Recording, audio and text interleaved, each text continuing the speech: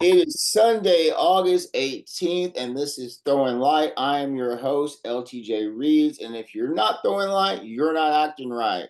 Tonight, I've got my amazing IML brother, Vince J, on the show, Mr. Chicago Leather 2024. Before we get started, I want to remind everybody that Throwing Light is inspiration from AshwellATX.org, actual health, sexual health, and wellness in Austin. They are one of our local organizations that help provide services for our community, whether they're health services, mental services, or even they have a food bank. So if you would like to learn more about Asheville, please visit ashwellatx.org. If you would like to donate or contribute to the food bank, you can be anywhere in the world to do that. So now let's go ahead and kick it over to our interview. Everyone, welcome my top 20 brother, Vince J from IML class 46. Are we in 46? Okay. 46. Yeah. I forgot. I almost Okay, well, Jay, Vinci, I'm so glad to have you here. You're definitely a force, and you've been very instrumental to a lot of cool things in the community. Why don't you go ahead and tell everyone who you are, what your title is, how you got into that, and how you got involved, like what started your involvement in the community. Yeah, absolutely. Well, first and foremost, thank you so much for having me on the show. I'm really honored to be here and excited to kind of connect with you again.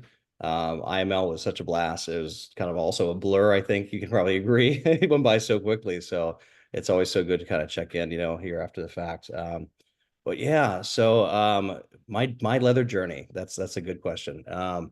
So the first piece of leather I remember getting was a leather bomber jacket I fished out of a Goodwill rack when I was about 14. And I'll never forget putting that thing on, and I felt bulletproof.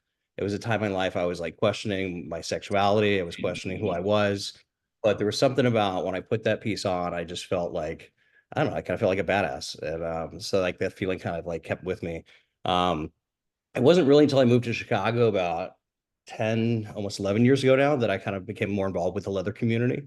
I'd say because a little more leather adjacent in the early years, but I started attending IML and seeing, like the community here and all the good things that were happening. And a good friend of mine is actually a former Mr. Chicago Leather, Amar Husamo. He was 2009. So this last year, he's like, "Hey, we're having the contest this year. I think you should throw your hat in the ring." I was like, I don't know about that." And he's like, "No, no, really, like it's like you should do it." And after I thought about it for a little bit, I just kind of clicked with me, and I thought, you know what, this is my time to kind of step up and kind of give back to the community. And so I did, and I won, and then here we are. So I would say, prior to becoming a title holder, I was probably a little more like leather adjacent, I would say. But now that I'm, title holder within the community, I've been really much more plugged in on a local level. And then IML was just something that just blew my mind because it's now having this, this family of siblings that are worldwide, so that's something that's really, really incredible and exciting to me. So I've still got about 5 months left in my title year. So I'm just trying to make the most of that and do as much as I can for the community right now. That's awesome. I am actually Yep. So, Vince, from getting involved and getting interested and stuff like that, what was it like, competing in International Mr. Leather, like having everything that you worked for accumulated to your opportunity to showcase who you really were in the community? You made top 20, like, were you expecting that? Like, how did you go? And what did, when you were going into the competition, where was your headspace on, how you felt about participating in the contest? Yeah. Um, it's hard to say because I'd been, like I said, over 10 years, I'd been kind of just an observer of the contest. So it's being in the contest itself is a very, very different experience, as all of us who've been through it know. Um, but I would have to say that uh, leading up to it, my title, I only won that in end of January. So I only had about 4 months really to get ready before the actual contest. So it was a pretty quick sprint for me. So there's, I mean, a number of things that I kind of was working on, personally, my physical fitness, just, pulling together the wardrobe I felt that I wanted to present. But more so than that, I was really working on, kind of those individual events of giving back to the community. doing fundraisers and volunteering and doing community service that I thought were very integral and part of that. So I kind of went into it just hoping for a good turnout. I certainly hoped I'd make top 20, but I knew there was no guarantee to that. Um, and so I kind of went there more than anything, just hoping to make good connections within the community and with my siblings that were our contestants there. So You know, that was kind of how I went into it. so I've done throwing light special, highlighting some of our siblings in our class. I'm going to kind of keep doing that and stuff like that. In terms of your experience and the siblinghood of IML, did you feel like you were able to connect with a lot of us in your class? Like, what were some moments that you remember that really made you feel proud or great to be within the space of the IML class? Yeah. So again, because I have a lot of time prior to IML to really do a lot of the touring or going to a lot of the leather events leading up to it. The one event I did go to was Claw, and that's where I did make some really fantastic bonds with a few of the brothers that I still keep in close touch with today. And then during the contest itself. I think you bonded maybe a little bit more with the subgroups that you kind of get broken into based on the numbers that you get, because it was for us, it was kind of like groups roughly of 10. So I think those are the folks you maybe have a little bit more face time with outside of the kind of larger kind of events and event spaces. I do really I'm really incredibly grateful that I had several brothers here in Chicago that were also representing the city that I was able to bond with and connect with. So for me, probably some of the proudest moments were us being able to come together, kind of as a local representation, and connect, even though we weren't all in the same, numerical order. We had a few moments we were able to kind of connect and bond in that way. But I would really say just, I mean, I couldn't clearly you can't make best friends with 60 people in one in one weekend, but even just the connections I made over those few short days felt fantastic. Everything from just working out in the hotel gym with some of the folks, or some of the social events out in and outside of the official events, so I thought were pretty cool. You and I are one of the few. Well, we have city titles basically, but clearly we are capable of going beyond Mhm. that realm, and I think we have that in common there. Mhm. So in terms of your experience post IML, here we are, we're about 3 months later. What's the transition have been like for you? Do you feel like you've gotten a glow up, like you're even busier? You slowed down, like, what's it been like post IML for you? Mm, well, I mean, I will say event drop is real. That first week afterward, it was a bit of an emotional crash, I'd have to say, because there's just so much adrenaline you're running on for, all those days and leading up to it. But I think once the dust settled for me, it was a really good moment to kind of refocus on the work that I'm doing here locally, and then kind of really push, start just keep that effort going. So I've just been kind of soldiering on with that.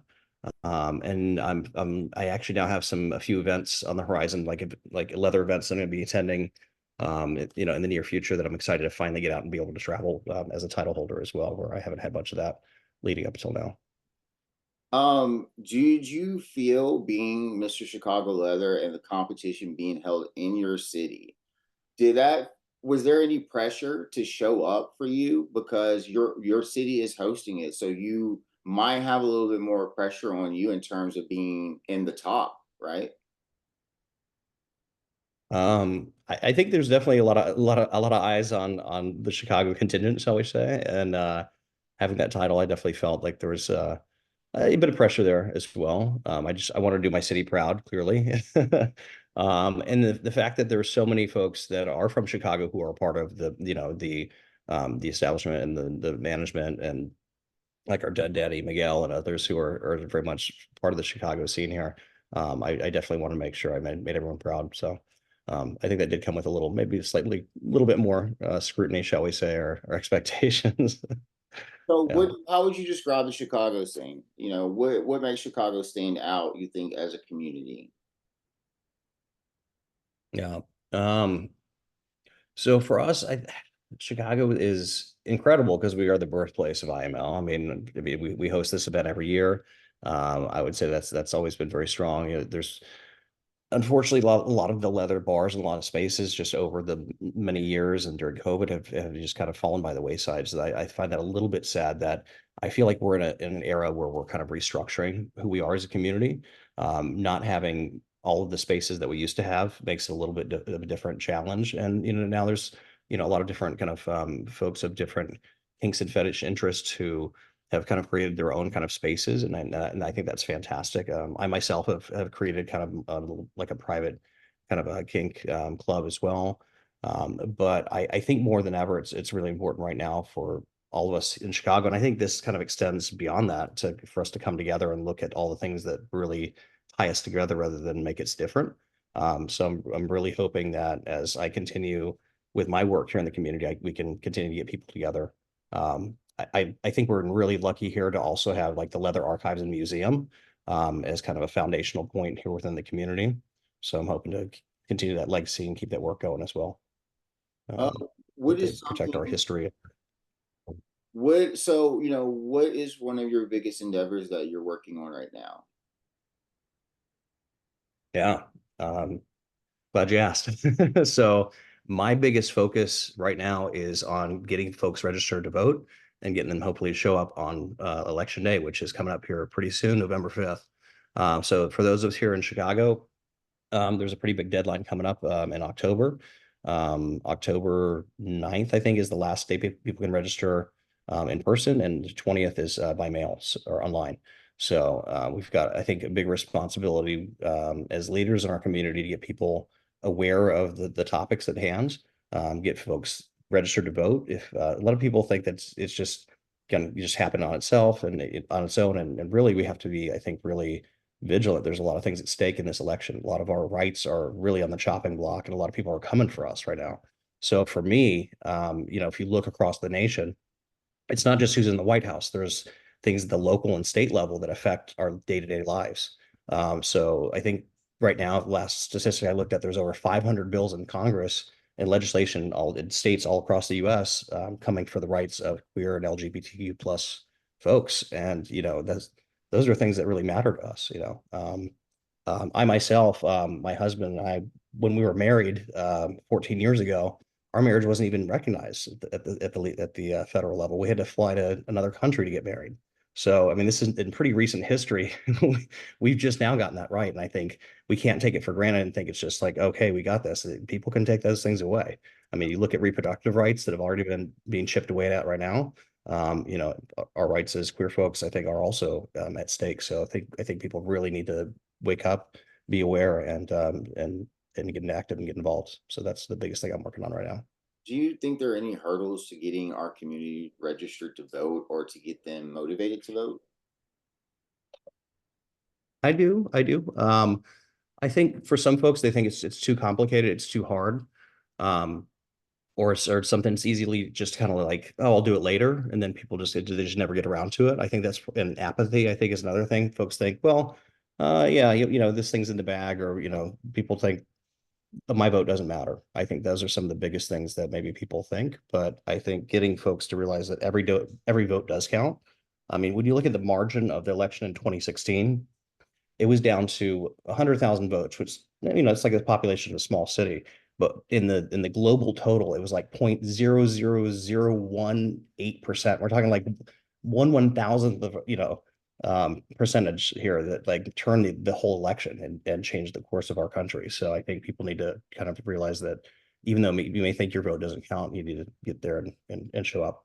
And I would encourage folks if you don't know how, or you haven't updated your address, or you're just kind of putting off till later, just please reach out. I'm here. I'm available. I'm not hard to find, and I'd really like to help anyone, whether it's here in Illinois or anywhere in the country, be able to show up and vote. What are some things that we could do to, or do you think there are ways that we can kind of get people to move away a little bit of the party culture that we have and focus more on these things like voting? there are always still going to be that aspect of the community, like the parties, the circuit parties, all that. What, like, how do we get those people engaged? How do we let them know that, you know, there are people like us out there on the front lines, making sure that we can just have the opportunity to wake up and go outside ourselves? How do we get the people that aren't focused on the substance, into this game? How can do we have to go around saying, okay, well, parties are going to be taken away? Like, how do we get them to make voting seem more of a priority than partying? That's a really good question. I don't know if I have the answer to that. Yeah. It's certainly something that I think any of us who do care and are passionate about this, I think it's our job to kind of step up and make our voices heard. And it may not, it's not like you're going to be, grabbing a bullhorn in the middle of a circuit party and preaching at people. I think those of us who have like online presence, that have followers, who have folks that kind of are even watching what we're doing, whether or not we are all of our interests and you know party party culture align or not, they're being present, being seen, getting that message out there, I think is important. So I think that to me is one way that us as leaders in the community just need to kind of make sure that we're being very very visible with this, and just reminding folks, like, hey, it's great to party, but at the end of the day, we have other things to think about as well. How do you feel in terms of, where the trans community is and how important it is even to make sure that, our votes from our trans community are also respected and heard for their own safety and for their own freedoms? How do we work with inroads with the community that we have transphobia within our own community? And why it concerns me is that there are gay people, queer people that are voting Republican. And there's something that is the cause of that. And I find I run into two things. Either if you converse with them, it seems to be racist a little bit. There's racism there. But transphobia is another one. To get gay men to recognize trans people as human beings, as their own people with that need to have care and respect. There is that element of it, and if our outside or our enemies or whatever see us infighting like that, well, they're like, oh, well, they don't even like trans people, so that make you know what I'm saying? Like, how do we stop that, or what are some ways that we could work on that? I'm sorry, Absolutely. I feel like I feel like I I'm asking see. Jeopardy questions now. That was hard, but let's just go. No, no, these are important conversations to be having. And I'm like I said, I'm happy to be here and having them. Again, I don't have all the answers, but I love all my trans brothers and sisters and non-binary folks here within the community. I want them to feel loved and respected, and I want them to have the same rights and that everyone has. I mean, that is should be the fundamental thing we're fighting for. I see so many parallels with the struggles within the trans community of being seen, recognized, heard, and fighting for their rights that we as gay and queer folks have been going through for years past. So I find it like I get very frustrated when I see folks within the queer community who somehow haven't started to have like a double standard or are not embracing of other folks that are like ourselves. So I think first it starts with acceptance. It starts with and if you don't understand something, you educate yourself. There's a lot of resources out there, but there's also a lot of there's wonderful people there that just they're fighting for the same things we've been fighting for this whole time. So I think more than anything, we got to come together as a community. I think it's important again to be visible, to be, making sure that folks are feeling safe in the spaces that we create, whether that's online or in person. And I think that the message is pretty universal here. That I think it's pretty clear if you look at the party politics and party lines, who's fighting for those rights and who's not. So I think for those of us within the community who are aligned with equal rights for everybody. I think that needs to include the trans community as well. And I really hope folks can, um, step up and see how important that is as well. The Again, I don't have all the answers, but I will continue to advocate for so all of the trans. the only other thing that I find with that is that then we also have to deal with those that are saying that they are of the community in front of everybody, but when no one's looking, they are doing the quite opposite. I bring this up because I had the opportunity to judge a leather contest, and um, one of the contestants admitted that he was attracted to toxic masculinity. He actually wrote that. So that was Okay. troubling. Okay. And and he said that he didn't mean that word specifically. I don't know how you could put that down and not mean it. And that he meant more like the, stereotypical masculine ideals, and that he wouldn't admit to that publicly. Do you get what I'm Mm, saying? But so you're telling me that you're actually being and enforcing, you know, racism, transphobia, all of this when you're talking privately, but mm, publicly you're saying you're for the community. And there mm, is some of that. And I'm running into it. I'm running into people that are in our community that we have put on pedestals.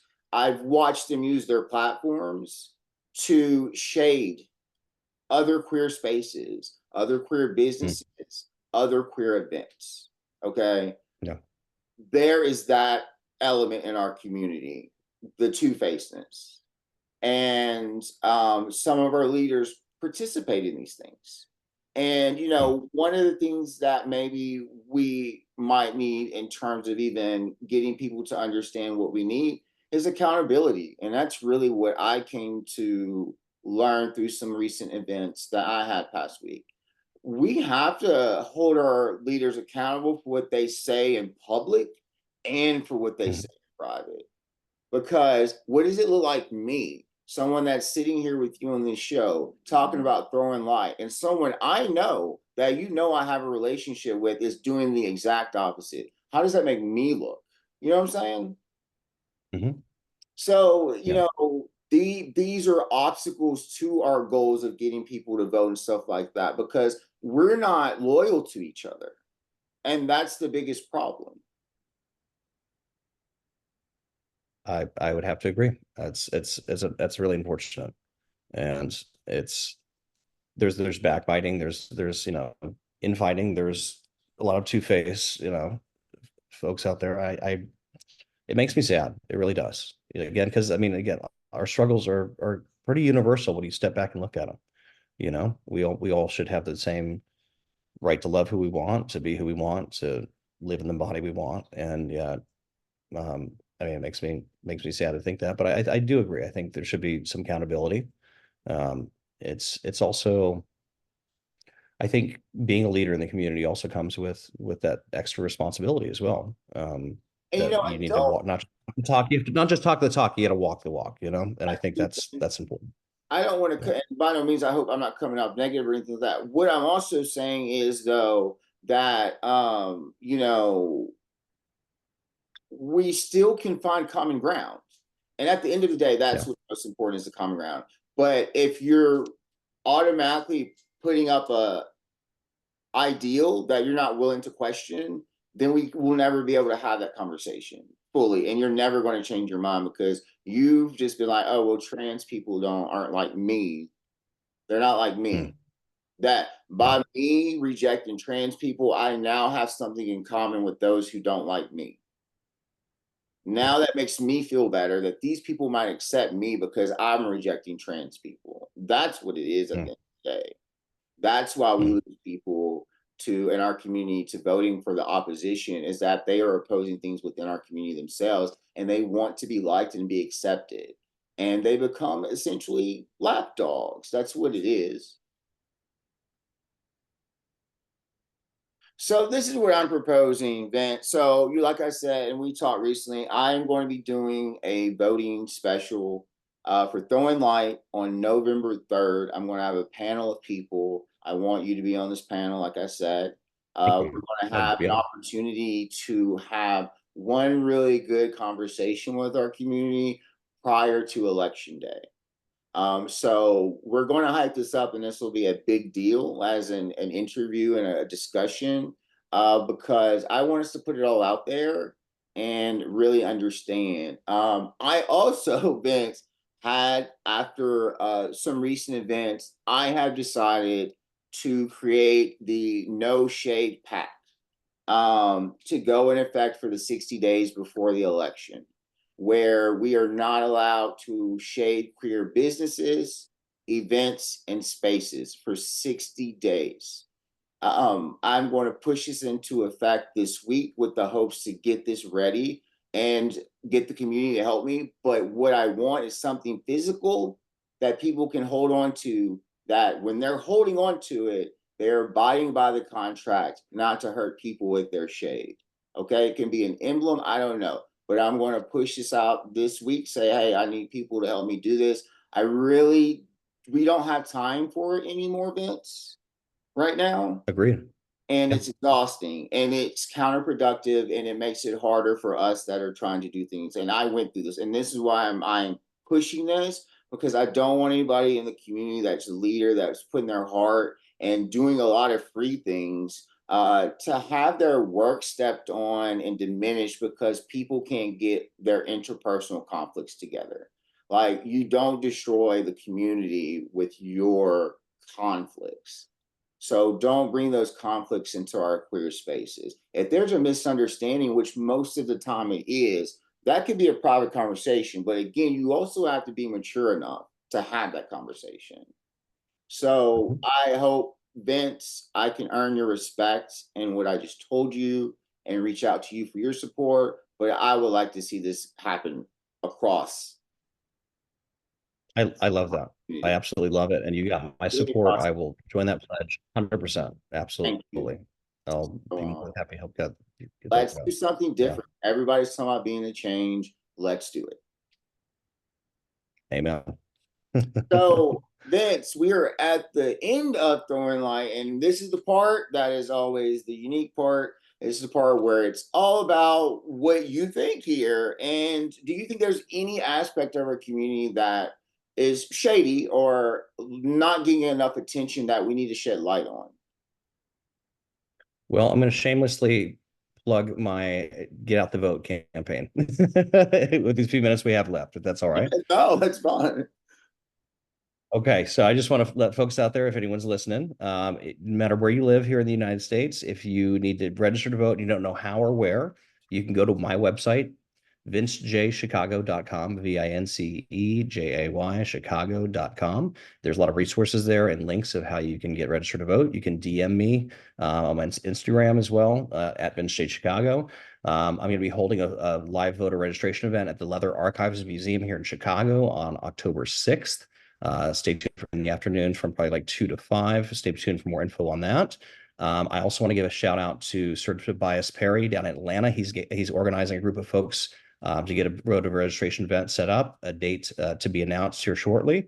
And leading up to Election Day, again, if anyone has any questions or needs help, I would call also on anyone in the community who are leaders or has an interest in participating. Reach out to me. I'm happy to give you some information. I'm a deputy registrar here in the state of Illinois, which means I can personally register people to vote, answer questions you have. It's not that difficult. A lot of folks think that you have to have a current driver's license and registration and a bunch of other paperwork. As a deputy registrar, what I found and I think is really exciting is that if as long as you have like one piece of mail with your name on it and give me like the last 4 digits of your social security number here in Illinois, and I just confirm that's for Georgia. I don't know if this also how many other states this applies to, but if you work with somebody who's a registrar like myself, you can get registered pretty easily. So it doesn't have to be a big hurdle. I know for some folks, if you don't have a state local ID or you haven't updated your address, people like it's too much of a hassle. They don't want to do it. So I'm going to just tell people right now, it's not that hard. Please, please, please, I'm begging you, reach out. Let me know how I can help. So that's the thing I want to shed light on. That's awesome, Vince. Thank you so much for being on the show. This is a forever bond. This is a forever if I can be there if any help. I hope to actually be able to come back to Chicago to visit and have an opportunity to spend time with you. I have family there. Obviously, with the Please do. competition, Please. I really had once I got there, I was like, it's too stressful. It's too much stress to leave the hotel. Like, I can't just leave this because there was too much going on. So, it's like Come it's visit me. You got a place to stay. I welcome you with open arms, brother, anytime. I really appreciate you being on bringing me on your show as well. So come back and uh, visit soon. So I Yeah. guess the next time we'll see Vince, everybody, is going to be on November 3rd. I look forward to it. That brings us to the end of the show. Remember, y'all, if you're not throwing light, you're not acting right. Yeah. Y'all. Bye. All right. Take care. Thank you.